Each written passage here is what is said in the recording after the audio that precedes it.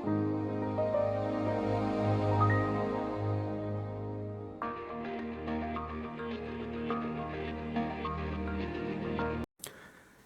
Everyone, मैं अरुण गुप्ता स्वागत करता हूं आप सबका इस वीडियो ट्यूटोरियल में। यह वीडियो उन लाखों स्टूडेंट्स के लिए समर्पित है जो एसएससी, बैंक, रेलवे जैसी परीक्षाओं की तैयारी कर रहे हैं।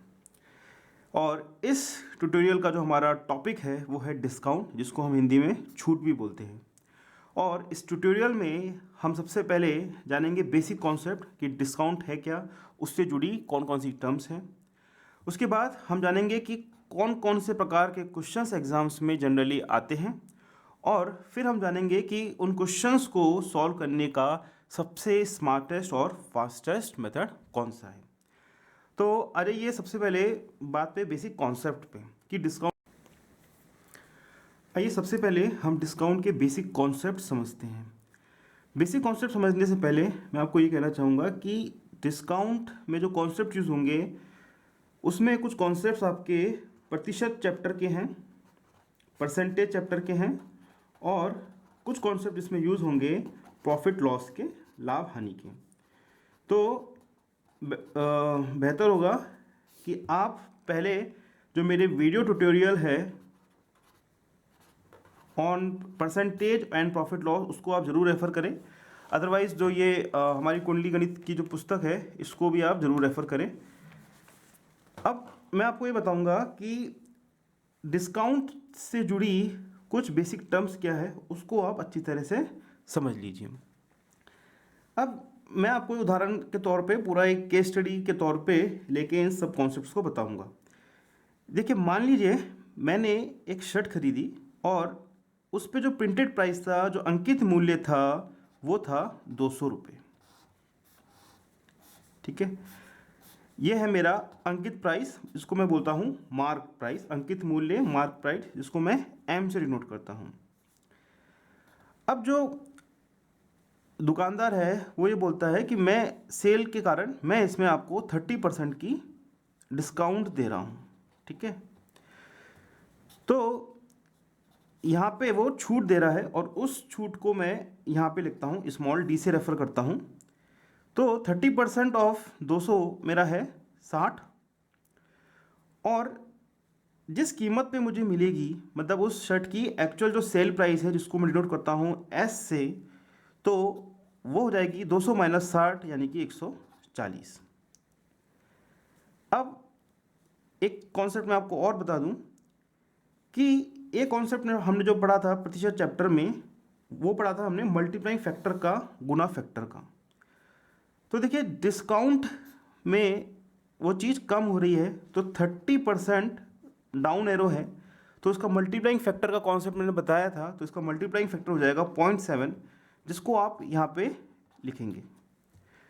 तो अगर आपको ये पता है 30% डिस्काउंट है जिसका मल्टीप्लाइंग फैक्टर 0.7 है, तो 200 गुना 0.7 करेंगे तो डायरेक्ट भी आप यहाँ पे 140 आपका आ जाएगा।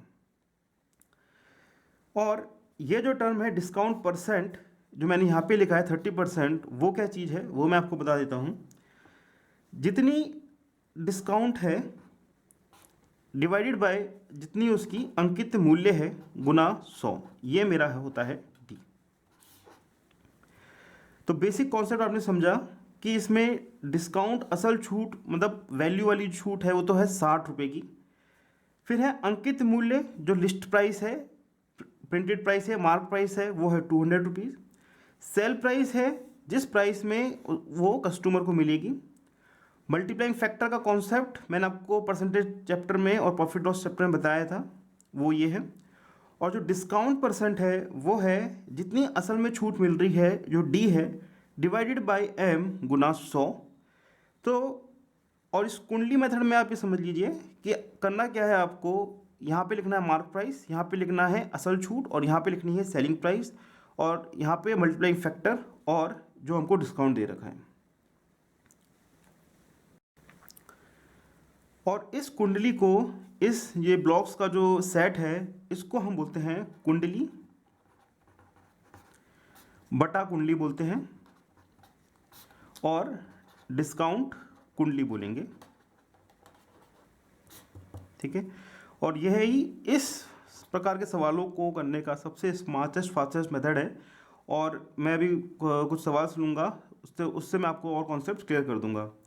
अब आप समझ लीजिए कि इसमें टाइप ऑफ क्वेश्चंस जो है हम लेके जाएंगे, या फिर कौन कौन से टाइप के क्वेश्चंस आते हैं वो कौन से होते हैं वो समझ लीजिए। तो इसमें आपका जो टाइप ऑफ क्वेश्चंस है, एक तो आएगा डेफिनेशन बेस्ड सिंपल क्वेश्चंस आएंगे कि आपको मार्क प्राइस दे रखी है, डिस्काउंट दे रखा है, सेलिंग प्राइस निकालनी है, या फिर एम दे रखा है और सेलिंग प्राइस दे रखी है, आपको डिस्काउंट निकालना है। ठीक है। दूसरा टाइप का जो क्वेश्चन आएगा इसमें वो आएगा आपका सक्सेसिव डिस्काउंट के ऊपर क्वेश्चन आएगा, कि जिसको हम बोलते हैं क्रमागत बट्टा। और इसमें ये होता है कि पहले डिस्काउंट दिया 30%, फिर 40% डिस्काउंट दिया उसी पर, तो नेट जो है मेरा कुल मेरा डिस्काउंट कितना हुआ, उस टाइप के जो क्वेश्चंस हैं वो उसमें हम कवर करेंगे। और जो तीसरा टाइप का जो है वो जनरली एग्ज़ाम्स में आता है, और उसमें क्या होता है कि प्रॉफिट लॉस, लाभ हानि के जो क्वेश्चंस है और ये डिस्काउंट के जो क्वेश्चंस है उनको आपस में मिला के क्वेश्चंस बनते हैं, तो उनको भी हम लोग लेंगे।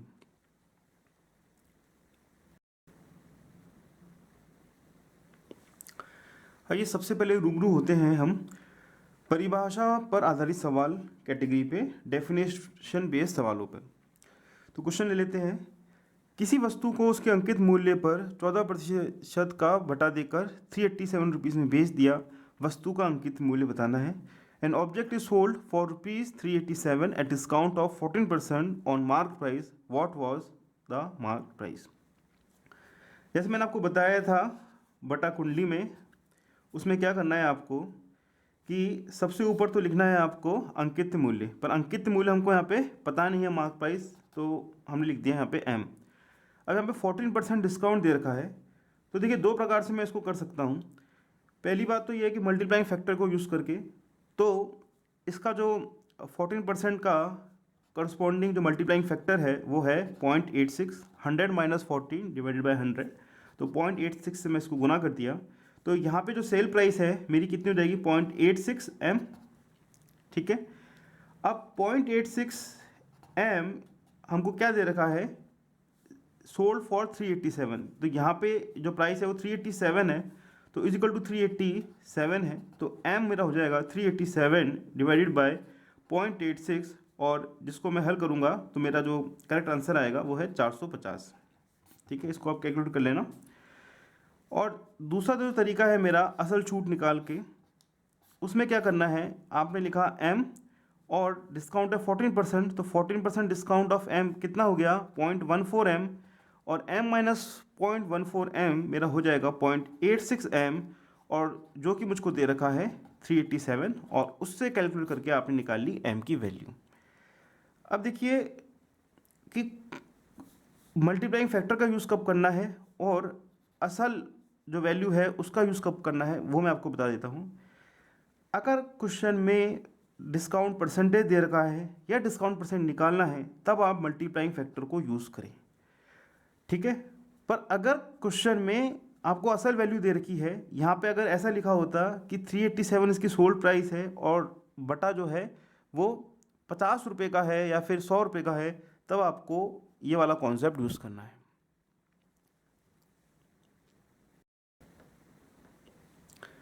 आइए अब एक और सवाल ले लेते हैं। एक व्यक्ति ने एक सेब 25 रुपये में खरीदा। अगर वह एक दर्जन सेब खरीदता तो उसे मात्र 250 रुपये देने पड़ते। उसे लगभग कितना प्रतिशत में बटा मिला एक दर्जन सेब पर। A person buys 1 apple for ₹25। If he bought 1 dozen then he has to pay ₹250 only. How much discount he got for 1 dozen of apple. अब देखिए इसमें आपको कुंडली बनानी है, और इसमें करना क्या है वो जानिए।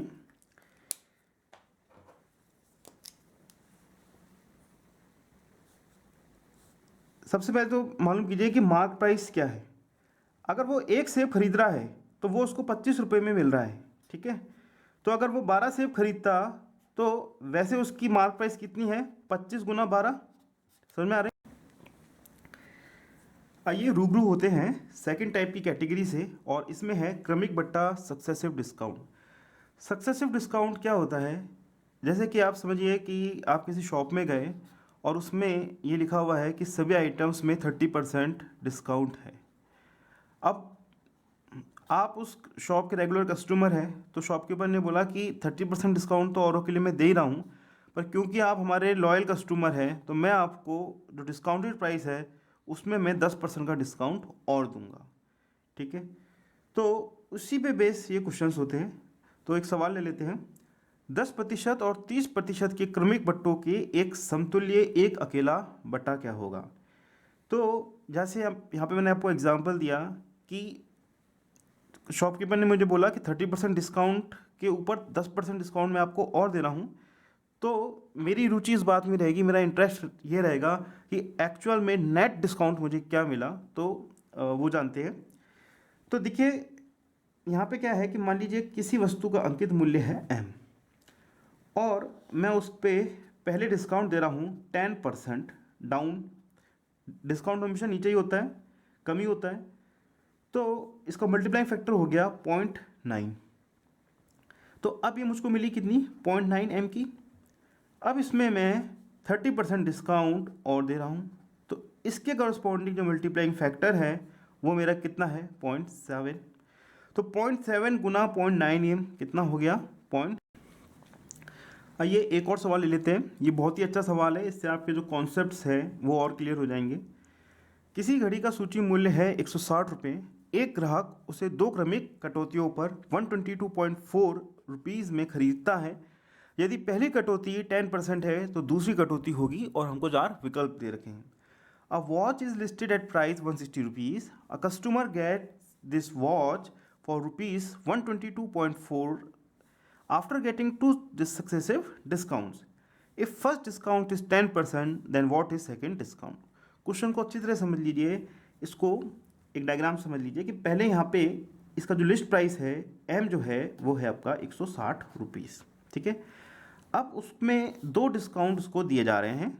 ठीक है, और उन दो डिस्काउंट के बाद में उसको जो प्राइस मिलती है वो दे दी 122.4।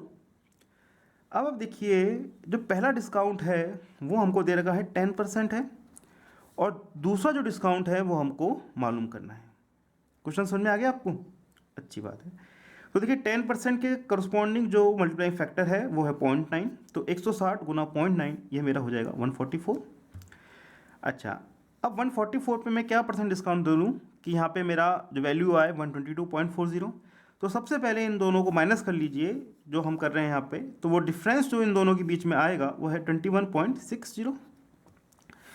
21.60 जो डिफरेंस आया ओवर दिस 144, तो जो मेरा परसेंटेज डिस्काउंट हुआ वो मेरा होगा 21.60 डिवाइडेड बाय 144 गुना 100, और यह मेरा हो जाएगा। ये जो भी मैं इलस्ट्रेशन ले रहा हूँ वो इस बुक में दे रखे हैं, कुंडली गणित पुस्तक में। तो यहाँ पे मैं शॉर्ट में सारी वीडियो समझा रहा हूँ आपको, पर जैसे मैंने आपको B.1 ले लिया, B.2 ले लिया, तो और भी आप इसके सवाल लगाएंगे तो आपके और कॉन्सेप्ट जो है इसके स्ट्रॉन्ग होंगे।